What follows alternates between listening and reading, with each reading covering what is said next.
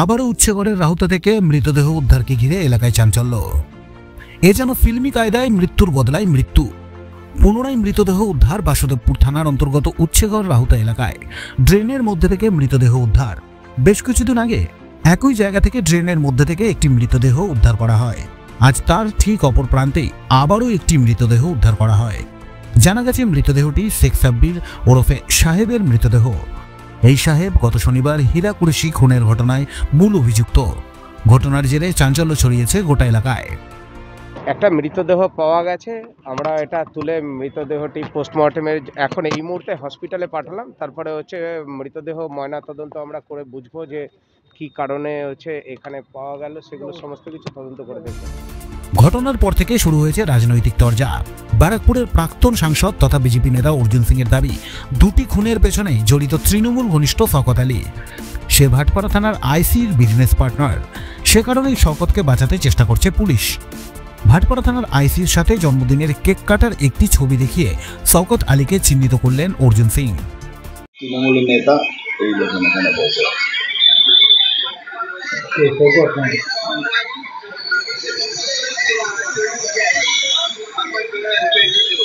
তৃণমূলের নেতাদের সঙ্গে সাবিরের ফটো দেখেছেন?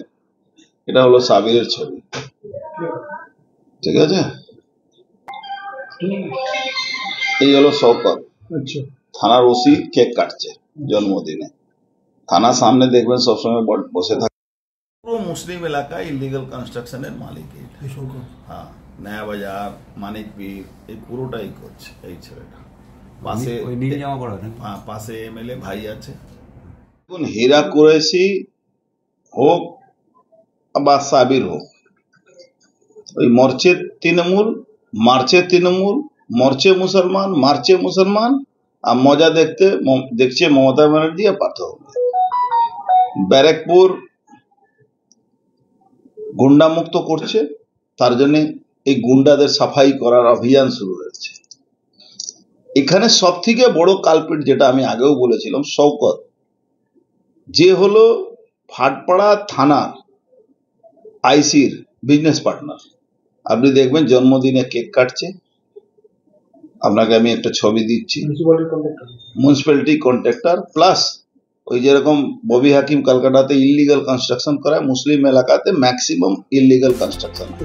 অন্যদিকে ভাটপাড়া পৌরসভার উপপ্রধান দেবজ্যোতি ঘোষ বিষয়টা পুলিশের তদন্তের ওপরেই ছেড়ে দিয়েছেন। যে খুন হয়েছে তাকে তিনি চেনেন না বলেও সাংবাদিকদের জানিয়েছেন। অজ্ঞাত পরিচয়ের একজন দেহ পাওয়া গেছে, বডি রিকভারি হয়েছে রাহুতা থেকে, রাহুতা। তো সেই জন্য আমাদের ভাটপাড়া বিধানসভার সঙ্গে কোনো সম্পর্ক নেই।